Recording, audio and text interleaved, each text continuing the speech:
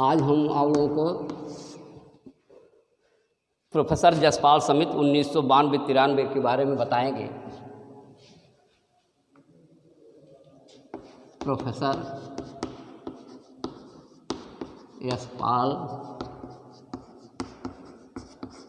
समित 1992-93। देखिए,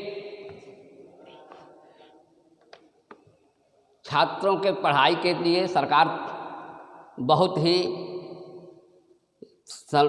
तल्लीन है और नई शिक्षा नीति 1986, फिर उसके संशोधन 1990, 1992, संशोधित शिक्षा नीति 1992 के द्वारा शिक्षा में अधिक से अधिक प्रगति करने की चेष्टा की। देखा गया इधर कि यद्यपि शिक्षा पर विशेष बल दिया गया, लेकिन छात्रों को खास तौर से निचली कक्षाओं में इतना बोझ दे दिया गया, इतना काम दे दिया गया कि उनकी मौलिक प्रवृत्तियां जो है वो पूर्ण रूप से विकास नहीं कर पाई। इस तरह से अनेक शिक्षाविद सरकार ने इस तरह से गिरते हुए अधिगम पर चिंता व्यक्त करते हुए इसको सुधारने के लिए जो है वो एक समिति गठित की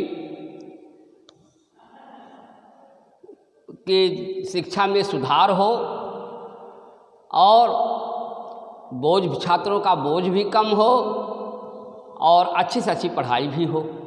इसको देखते हुए 1 मार्च सन 1992 को स्कूली छात्रों को शैक्षिक बोझ को कम करने के तरीके सुझाने एवं एक राष्ट्रीय सलाहकार समिति का गठन करने पर विचार किया।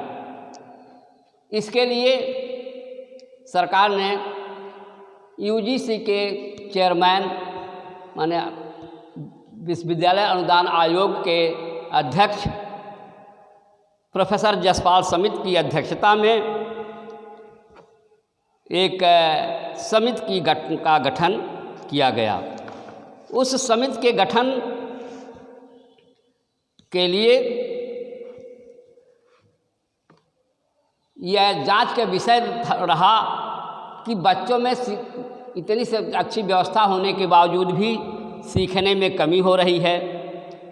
प्राथमिक कक्षाओं में बोझ अधिक पड़ रहा है। शिक्षण कार्य में कोई व्यवस्था नहीं है। अधिक से अधिक उनके ऊपर होमवर्क दे दिया जा रहा है। एक बच्चे पर 4-5 किलो का पुस्तकीय बोझ पड़ जा रहा है।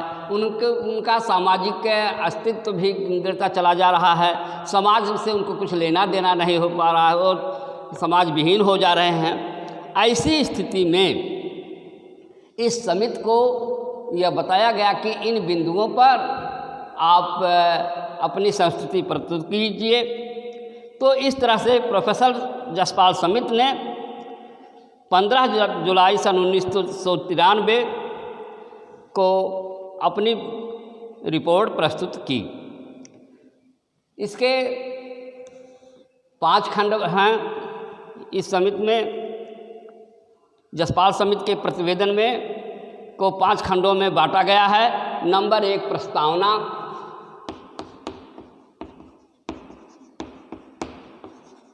नंबर 2 विद्यालय के भार की समस्या, विद्यालय के भार की समस्या, नंबर 3 समस्या की जड़ें,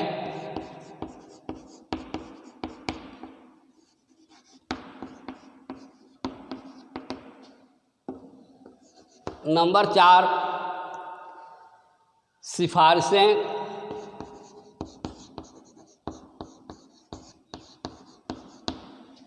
और नंबर 5 परसिस्ट।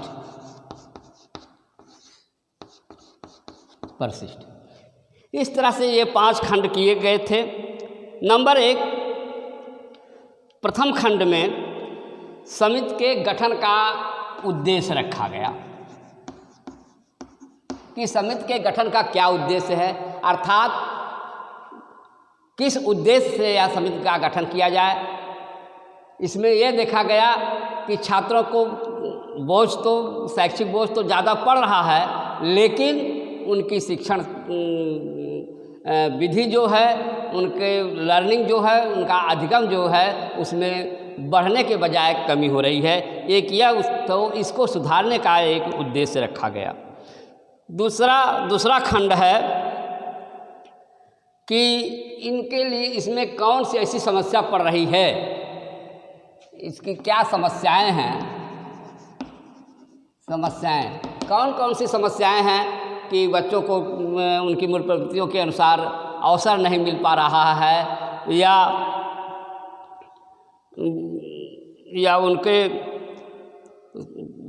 जो चीज़ें हैं कि उनके पढ़ाई के में जो शिक्षण विधियां हैं वो सही रूप से नहीं हैं। क्या क्या समस्याएं आ रही हैं कि इन पर विचार किया गया।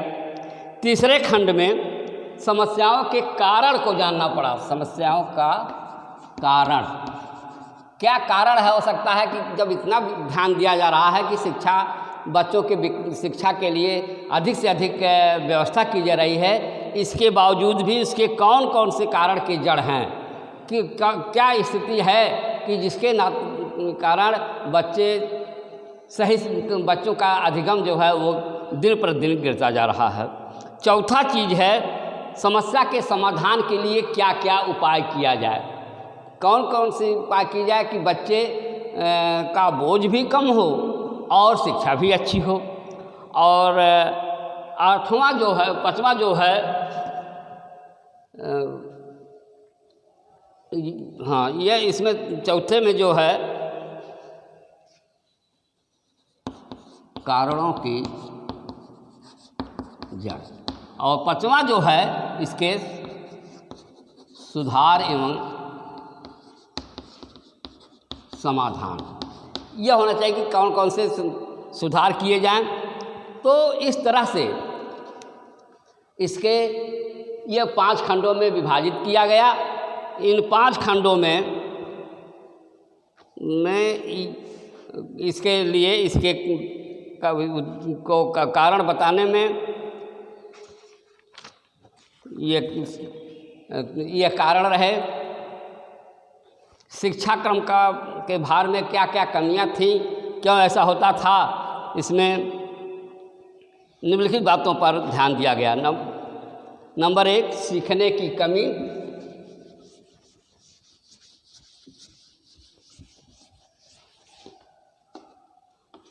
सीखने की कमी। नंबर 2, प्राथमिक कक्षाओं में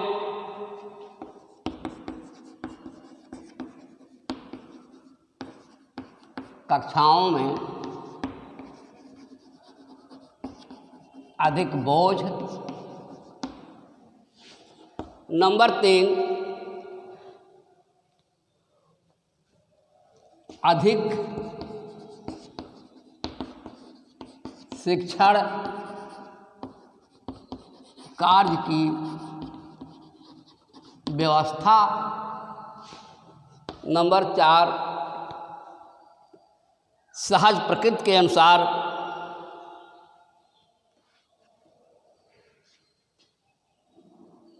माने सहज प्रकृति के अनुसार शिक्षा व्यवस्था।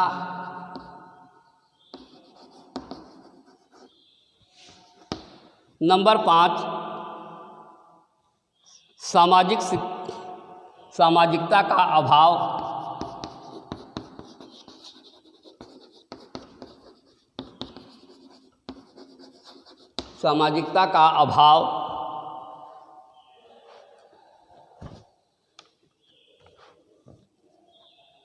शिक्षण विधियों, हाँ, शिक्षण विधियों का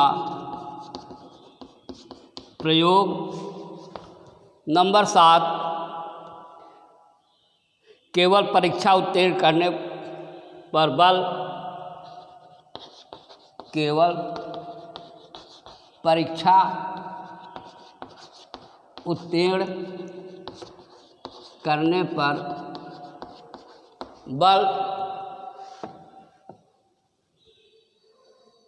अभिव्यक्ति की प्रासंगिक। नंबर 8, अभिव्यक्ति की कमी और अनुभव व प्रत्यक्ष ज्ञान की कमी, अनुभव व प्रत्यक्ष ज्ञान की कमी। और लास्ट, पाठ्य पुस्तकों का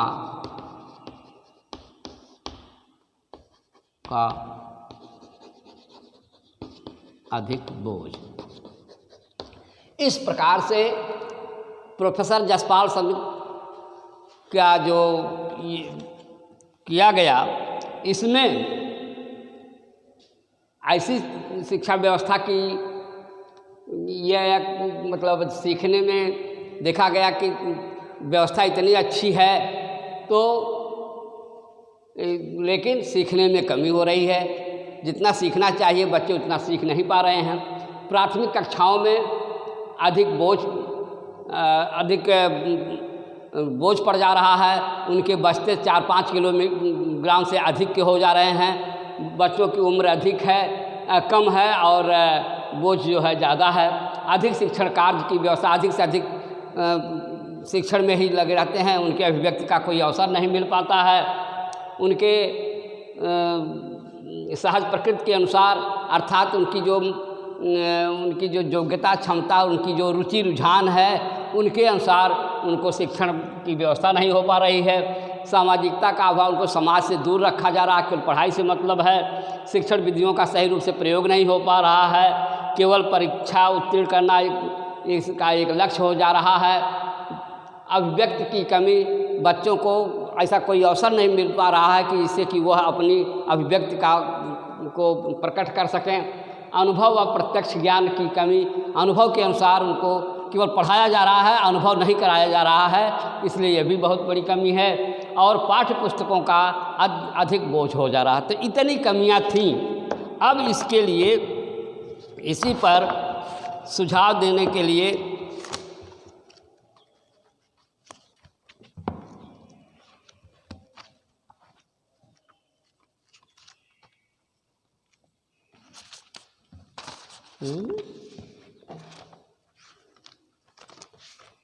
तो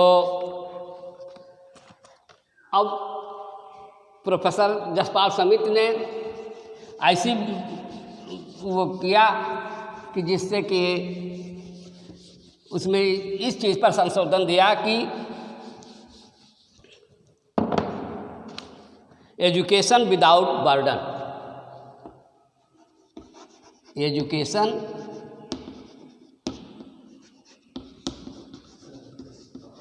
विदाउट बर्डन। एजुकेशन कैसा हो?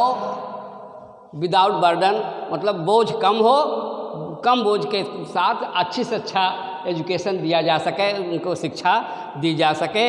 इसी को लेकर के जसपाल समिति ने अपने रिपोर्ट सरकार के सामने प्रस्तुत की। उस रिपोर्ट के अंतर्गत बच्चों की क्षमता के अनुसार शिक्षण कार्य किए जाएं, यही संस्तुति दिया उन्होंने कि बच्चों की क्षमता के अनुसार शिक्षण कार्य किए जाएं। नंबर 2, बच्चों के बस्तों का वजन कम किया जाए। नंबर 3, मूल प्रवृत्तियों के अनुसार शिक्षा देने की व्यवस्था की जाए।